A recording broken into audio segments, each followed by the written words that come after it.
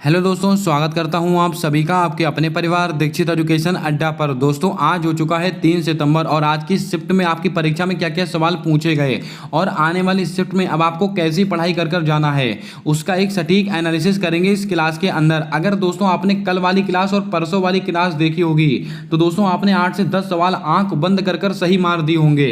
आइए शुरू करते हैं आज की क्लास, देखते हैं अपने सारे महत्वपूर्ण सवाल। बहुत ही महत्वपूर्ण क्लास है, इसको मिस मत कीजिएगा जिसका भी अब एग्जाम बाकी है। दोस्तों हमसे पहला सवाल पूछा गया कि अनुच्छेद 17 का संबंध निम्नलिखित में से किससे है? विधि के समक्ष समता के अधिकार से, संवैधानिक उपचारों के अधिकार से, उपाधियों के अंत से या छुआछूत के अंत से, जिसको कहते हैं अस्पृश्यता का अंत। दोस्तों कल वाली क्लास में हमने डिस्कस किया था अनुच्छेद 17, इसका संबंध किससे है? अस्पृश्यता के अंत से। तो आपका ऑप्शन नंबर डी बिल्कुल राइट आंसर हो जाएगा, इसको आप याद रखें। अगर दोस्तों आपके क्वेश्चन में आपसे पूछ लिया जाता है कि उपाधियों का अंत ये कौन से आर्टिकल में है, ये दोस्तों आर्टिकल 18 में इसका उल्लेख किया गया है। संवैधानिक उपचारों का अधिकार ये कौन से आर्टिकल में है? आर्टिकल नंबर 32 से 35 के बीच में संवैधानिक उपचारों का अधिकार बताया गया है। और दोस्तों आपसे क्वेश्चन पूछा जाए कि डॉक्टर भीमराव अंबेडकर ने किस आर्टिकल को संविधान की आत्मा कहा है, तो आर्टिकल 32 को कहा है। विधि के समक्ष समता का अधिकार ये दोस्तों आर्टिकल नंबर 14 से संबंधित है, इसको आप याद रखें। दोस्तों आपकी जानकारी के लिए बता दें, ये सारे सवाल बच्चों के द्वारा सेंड किए गए हैं, अपनी तरफ से यहां से मैंने एक भी सवाल इंक्लूड नहीं किया है। आइए चलते हैं नेक्स्ट क्वेश्चन की ओर। अगला क्वेश्चन है, निःशुल्क विधिक सहायता से संबंधित अनुच्छेद कौन सा है? यह सवाल भी आज आपकी परीक्षा में पूछ लिया गया। अनुच्छेद 39A, अनुच्छेद 40, अनुच्छेद 45, अनुच्छेद 47। कल वाली क्लास उठा के देखी, कल भी मैंने आपको बताया था सवाल है निःशुल्क विधिक सहायता ये कौन से अनुच्छेद में आता है? अनुच्छेद 39A में। आपका ऑप्शन नंबर ए बिल्कुल राइट आंसर हो जाएगा, इसको आप याद रखें। अगर आपसे क्वेश्चन पूछ लिया जाता है दोस्तों आर्टिकल 40 ग्राम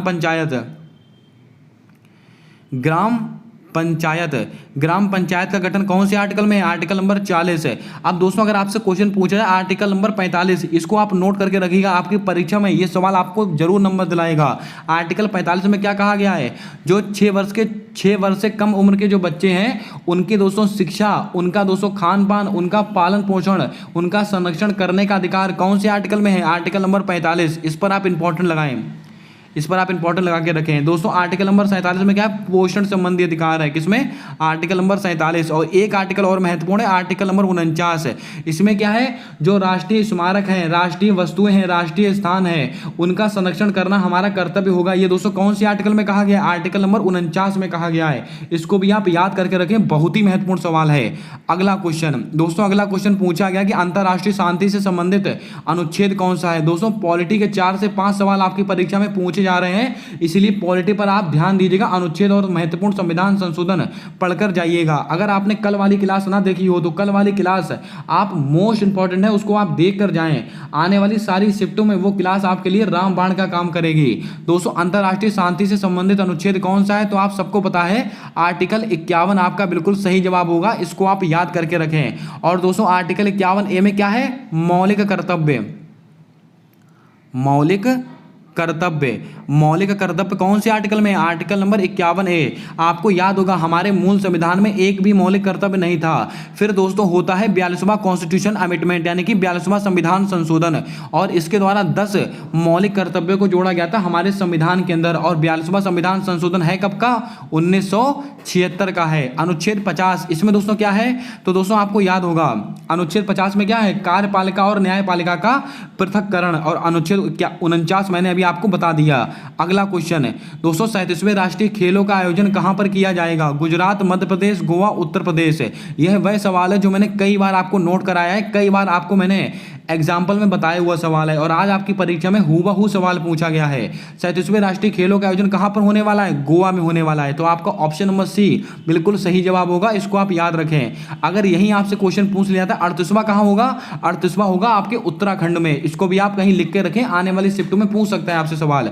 36वें राष्ट्रीय खेल कहां पर हुए थे? गुजरात में हुए थे। अब दोस्तों आपको याद होगा खेलो इंडिया यूनिवर्सिटी गेम्स, इनका आयोजन दोस्तों कहां हुआ है? इनका आयोजन हुआ है उत्तर प्रदेश में। उत्तर प्रदेश के 4 शहरों में खेलो इंडिया यूनिवर्सिटी गेम्स का आयोजन हुआ है। अगर आपसे क्वेश्चन पूछा जाए खेलो इंडिया यूनिवर्सिटी गेम्स की शुरुआत कहां पर हुई थी? लखनऊ में हुई थी। कहां पर हुई थी? लखनऊ में। और दोस्तों कहां हुआ था? नोएडा और दोस्तों गोरखपुर। और एक है दोस्तों कौन सा, वाराणसी। इन 4 स्थानों पर दोस्तों खेलो इंडिया यूनिवर्सिटी गेम्स का आयोजन हुआ है। और दोस्तों इसमें पदक तालिका में पहले स्थान पर कौन है, पंजाब यूनिवर्सिटी, यानी कि पंजाब यूनिवर्सिटी इसके अंदर विजेता बनी है। इस सवाल को भी आपको नोट करना है। अगला क्वेश्चन दोस्तों, अगला क्वेश्चन पूछा गया कि राज्य चुनाव आयुक्त की नियुक्ति कौन करता है, राज्यपाल, राष्ट्रपति, प्रधानमंत्री, उपराष्ट्रपति। आपको याद होगा दोस्तों, चुनाव आयुक्त की नियुक्ति कौन करेगा, ये राष्ट्रपति करेगा। आपको ऑप्शन नंबर बी बिल्कुल सही जवाब होगा, इसको भी आपको नोट कर लेना है, बहुत ही अच्छा सवाल है। अब दोस्तों यहां से मैं आपको कुछ महत्वपूर्ण सवाल बताता हूं पॉलिटी के, इनको आप याद करके रखिएगा। आने वाली सवाल, आने वाली शिफ्टों में जरूर प्रश्न आपको देखने को मिलेगा। उपराष्ट्रपति से आपको क्या याद रखना है, भारत का एक उपराष्ट्रपति होगा। यह कौन से अनुच्छेद में कहा गया, आर्टिकल 63 में कहा गया है। और जो उपराष्ट्रपति होता है वो राज्यसभा का पदेन सभापति होता है। कौन से आर्टिकल में कहा गया, आर्टिकल नंबर 64 में। अगर दोस्तों आपसे पूछ लिया जाए उपराष्ट्रपति बनने के लिए कितनी आयु होनी चाहिए, 35 वर्ष आयु होनी चाहिए। अगर आपसे क्वेश्चन पूछा जाए राज्यपाल, राज्यपाल का उल्लेख कौन से आर्टिकल में है, आर्टिकल नंबर 153 में राज्यपाल का उल्लेख है। और राज्यपाल की नियुक्ति ये कौन से आर्टिकल में है, आर्टिकल नंबर 155 में। और राज्यपाल का क्षमादान आर्टिकल नंबर 161 में। और राज्यपाल के जो अध्यादेश की शक्ति है वो आर्टिकल नंबर 213 में। ये 4 सवाल आपको याद रखने, परीक्षा के लिए मोस्ट इंपॉर्टेंट सवाल रहेंगे। और दोस्तों राज्यपाल बनने के लिए कितनी उम्र होनी चाहिए, 35 वर्ष।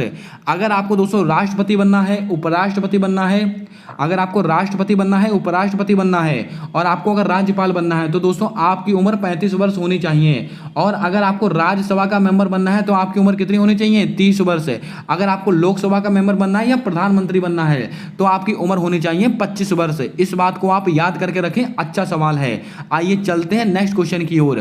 दोस्तों यहां से मैं आपको देने वाला हूं बहुत ही महत्वपूर्ण जानकारी। जी हां दोस्तों, अगर आप भविष्य में SSC MTS, SSC CGL, SSC CHSL या दिल्ली पुलिस कोई सा भी आप एक दिवसीय एग्जाम देने वाले हैं तो सारे एग्जाम को ध्यान में रखते हुए आप सभी के लिए लेकर आया हूं मैं ब्रह्मास्त्र वाले ई नोट्स। जी हां दोस्तों, अभी हाल ही में जितनी भी एसएससी की परीक्षाएं हुई हैं उनमें जो सवाल पूछे गए हैं सारे सवाल इन ई नोट्स के अंदर आपको मिल जाएंगे। और दोस्तों बहुत ही कंसाइज रूप में आपको मैटर दिया जा रहा है। मात्र 133 पेजों की पीडीएफ है जिसको आप दोस्तों डाउनलोड कर इसका प्रिंट निकाल सकते हैं और 8 से 10 दिन में इनको दोस्तों आप पढ़कर समाप्त कर सकते हैं और अपना स्कोर अच्छा कर सकते हैं। और बहुत ही अफोर्डेबल प्राइस में मैं आपके लिए लेकर आया हूं। अगर आप केवल जीके जीएस के नोट्स परचेस करते हैं तो आपको केवल इसके लिए 60 रुपीज पे करने पड़ेंगे। अगर आप केवल करंट अफेयर के नोट परचेस करते हैं तो आपको केवल 60 रुपीज पे करने पड़ेंगे।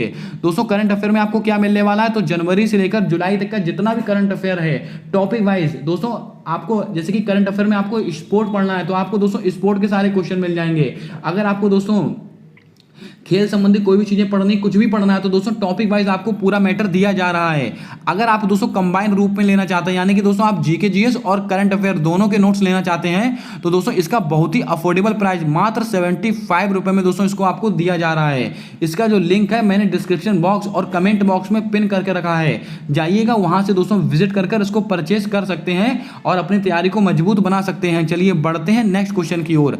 आज का हमारा अगला क्वेश्चन पूछा गया है कि बाल विवाह अधिनियम कब पारित किया गया था, वर्ष 2005 में, वर्ष 2006 में, वर्ष 2007 में, वर्ष 2008 में। दोस्तों यहां पर क्वेश्चन अगर ऐसा पूछा गया कि बाल विवाह अधिनियम कब का है तो आपका जवाब हो जाएगा वर्ष 2006। अगर दोस्तों क्वेश्चन ये पूछा गया कि बाल विवाह अधिनियम कब का अधिनियम है तो आपका आंसर हो जाएगा 2006 का अधिनियम है ये। लेकिन अगर आपसे क्वेश्चन ये पूछा गया है कि बाल विवाह अधिनियम 2006 कब लागू किया गया तो आपका आंसर हो जाएगा 2007। इसका आंसर दोस्तों आपको ऑप्शन के अकॉर्डिंग वहां पर लगाना था। अगर आप क्लास पर नए हो तो क्लास को लाइक कर देना, चैनल पर नए आए हो तो चैनल को सब्सक्राइब कर बेल वाला आइकन ध्यान से दबा लें ताकि आने वाली क्लासेस के अपडेट्स आप तक आसानी से पहुंचते रहें। और जिस किसी भी बच्चे का एग्जाम है तो इस क्लास को मिस मत करें, अपने दोस्तों को जरूर शेयर कर दें जिसका भी एग्जाम अभी बाकी है। अगला क्वेश्चन पूछा गया कि वर्ष 1929 में विधानसभा में बम किसके द्वारा फेंका गया था। ये वो सवाल है जो मैंने कई बार आपको बताया था। दोस्तों बम कब फेंका गया था, 8 अप्रैल को, 8 अप्रैल को। और दोस्तों किस दोस्तों कौन सा था, लाहौर अधिवेशन, दोस्तों लाहौर षड्यंत्र था। कौन सा था दोस्तों, लाहौर षड्यंत्र के दौरान 8 अप्रैल 1929 को सरदार भगत सिंह और बटुकेश्वर नाथ दत्त इन्होंने दोस्तों क्या किया था, असेंबली पर बम फेंका था। तो आपका ऑप्शन नंबर डी बिल्कुल राइट आंसर हो जाएगा, इसको आप ध्यान में रखें। सरदार वल्लभ भाई पटेल इन्होंने दोस्तों बारदोली सत्याग्रह, कौन सा दोस्तों, बारदोली सत्याग्रह, इसकी अध्यक्षता किसने की थी? सरदार वल्लभ भाई पटेल। और सरदार की उपाधि दोस्तों किसने दी थी? तो आपको याद होगा बारदोली सत्याग्रह जो था किसानों से संबंधित दोस्तों आंदोलन था, उसकी जो महिलाएं थी उन्होंने इनको सरदार की उपाधि दी थी। और सरदार की उपाधि दोस्तों इनको महिलाओं के द्वारा दी गई, लेकिन इसको फेमस किसने किया था? महात्मा गांधी जी ने। इसको भी आप नोट करके रखें। अगला क्वेश्चन, वनडे वर्ल्ड कप 2023 में कितनी टीम भाग ले रही है? यानी कि दोस्तों अपने भारत देश में जो वनडे वर्ल्ड कप होने वाला है, जिसका होस्ट अपना भारत देश है, उसमें कितनी टीमें भाग ले रही हैं? तो आपका आंसर हो जाएगा 10 टीमें इसके अंदर भाग ले रही हैं, यानी कि 10 देश इसके अंदर भाग ले रहे हैं। ये बात आपको नोट करनी है। आइए दोस्तों खेल संबंधित कुछ महत्वपूर्ण फैक्ट मैं आपको बताता हूं, बहुत ध्यानपूर्वक सुनिएगा। अगर आपसे क्वेश्चन पूछा जाए आईसीसी, अगर क्वेश्चन पूछा जाए आईसीसी पुरुष test cricketer of the year किसको चुना गया? आईसीसी पुरुष test cricketer of the year, ये किसको चुना गया? बेन स्टोक को चुना गया। किसको? बेन स्टोक को चुना गया है। इसको भी आप याद करके रखें। अगर क्वेश्चन पूछा जाए आईसीसी महिला T20 cricket world cup, ICC women cricket world cup, ICC महिला क्रिकेट वर्ल्ड कप 2023, इसका विजेता दोस्तों कौन बना है? इसका विजेता बना है ऑस्ट्रेलिया। इसको आप लिख के रखें, आपकी परीक्षा के लिए अति महत्वपूर्ण सवाल होगा, इसको आप लिख लें। एक सवाल और दोस्तों लिखिएगा आप, आईसीसी पुरुष T20 विश्व cup, ICC male cricket world cup, ICC male cricket world cup 2022, इसका विजेता कौन बना था? इंग्लैंड इसका विजेता बना था। और दोस्तों कौन हारा था? पाकिस्तान हारा था। इसको भी आप नोट करके रखिएगा, बहुत ही महत्वपूर्ण सवाल है। दोस्तों एक आंसर आपको बताना है, आईसीसी अंडर 19 T20 महिला विश्व कप 2023 जो कि अपने भारत देश में आयोजित हुआ था, इसका विजेता दोस्तों कौन बना था? साउथ अफ्रीका इसका विजेता बना था। माफ कीजिएगा दोस्तों, आईसीसी अंडर 19 T20 महिला विश्व कप 2023, ये दोस्तों कौन विजेता बना था? अपना भारत देश इसका विजेता बना था। और इसका उप विजेता कौन था? इंग्लैंड, यानी कि अपने भारत देश ने इंग्लैंड को हरा दिया था। लेकिन दोस्तों इसका आयोजन कहाँ हुआ था? उसका नाम मेरे मुंह से निकल चुका है, जल्दी से कमेंट कर आपको इसका आंसर बताना है। चलिए बढ़ते हैं नेक्स्ट क्वेश्चन की ओर। भारत की सबसे बड़ी खारे पानी की झील कौन सी है? तो बच्चे को पता है, ये दोस्तों कौन सी? चिल्का झील है। आपका ऑप्शन नंबर बी बिल्कुल सही जवाब होगा, इसको भी आप नोट करके रखें। अगर यही आपसे पूछ लिया थी भारत की सबसे बड़ी मीठे पानी की झील, भारत की सबसे बड़ी मीठे पानी की झील कौन सी है? बूलर झील।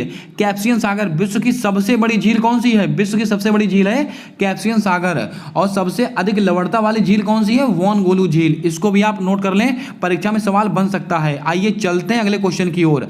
अगला क्वेश्चन पूछा गया कि विंग्स ऑफ फायर किसकी पुस्तक है? ये वह सवाल है जो आपकी परीक्षाओं में कई बार पूछा गया है, इसको आप नोट करके रखिएगा। अब दोस्तों यहां से जो मैं आपको जानकारी देने वाला हूं, बहुत ध्यानपूर्वक सुनिएगा। विंग्स ऑफ फायर ये किसकी पुस्तक है? ये दोस्तों एपीजे अब्दुल कलाम जी की पुस्तक है। आपका ऑप्शन नंबर बी बिल्कुल सही जवाब होगा।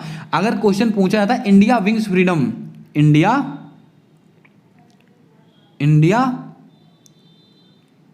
विंग्स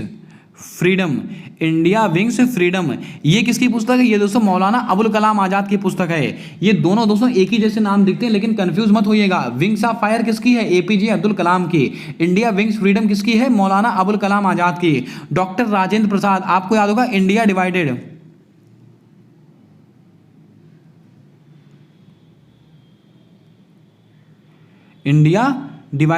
दोस्तों इंडिया डिवाइडेड किसकी? राजेंद्र प्रसाद की। और लाइफ डिवाइन ये किसकी है? लाइफ डिवाइन किसकी है? अरविंद घोष की। लेकिन इंडियन स्ट्रगल किसकी है? इंडियन स्ट्रगल ये किसकी है? नेताजी सुभाष चंद्र बोस है। तो मैंने कितनी पुस्तकें आपको बताई? इंडिया विंग्स फ्रीडम किसकी है? मौलाना अबुल कलाम आजाद। डॉक्टर राजेंद्र प्रसाद कौन है? India divided. और Indian struggle Netaji Subhash Chandra Bose. Aurobindo Ghosh life divine. आइए चलते हैं नेक्स्ट क्वेश्चन की ओर। यहां से दोस्तों एक दो क्वेश्चन आपको और नोट करा देता हूं, वो भी आप नोट कर लें।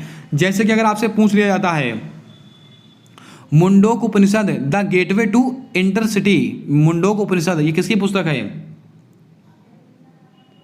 मुंडोक उपनिषद, अगर ऐसा कुछ लिख के आए मुंडोक उपनिषद द गेटवे टू इटरनिटी, ये किसकी पुस्तक है? डॉक्टर कर्ण सिंह, ये इनकी पुस्तक है। 2023 में काफी फेमस हुई थी, इसको आप याद करके रखें।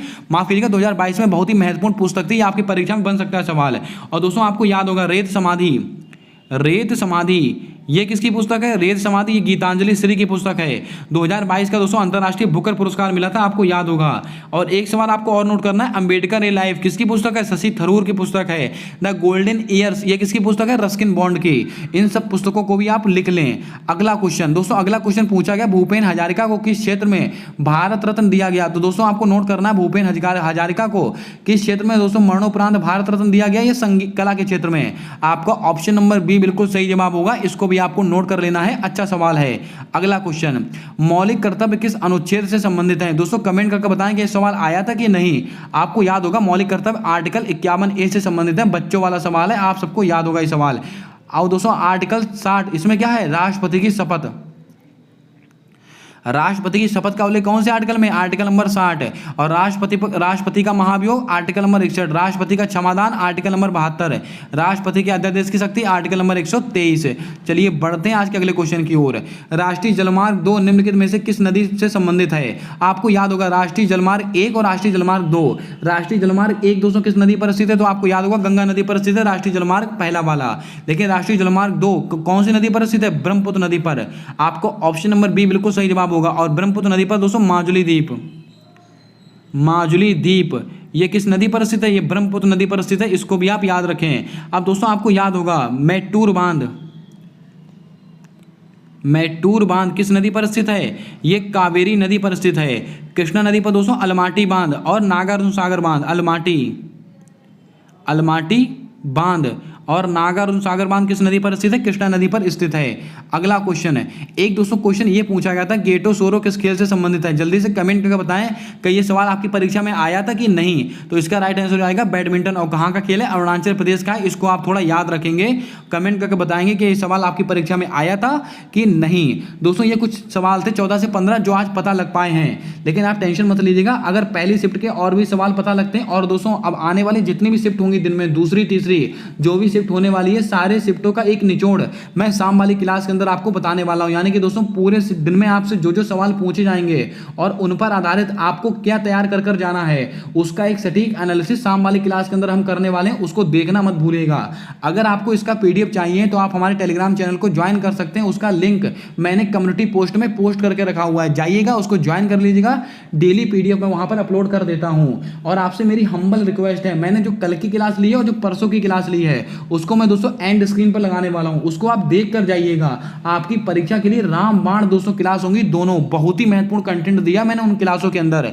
अगर दोस्तों आपका भविष्य में एग्जाम है तो आपको मैं एक नंबर देता हूं, इसको आप नोट कर लें। ये दोस्तों नंबर है, ये व्हाट्सएप बिजनेस अकाउंट है। आपका अगर एग्जाम है, आपको क्वेश्चन याद रहते हैं तो आप इस नंबर पर शेयर कर सकते हैं, जिससे कि दोस्तों और बच्चों को भी हेल्प हो जाए जिनका पेपर आ रहा है। तो दोस्तों आपसे हम्बल रिक्वेस्ट है, अगर आप दोस्तों को आपको पेपर में क्वेश्चन याद रहते हैं तो आप इस नंबर पर इसको शेयर कर दें, मैं उसका एक डिटेल एनालिसिस क्लास के अंदर करा दूंगा। मिलते हैं नेक्स्ट क्लास के अंदर, तब तक के लिए जय हिंद जय भारत दोस्तों। अपना प्यार अपना सपोर्ट हमारे यूट्यूब चैनल के साथ हमेशा यूं ही बनाकर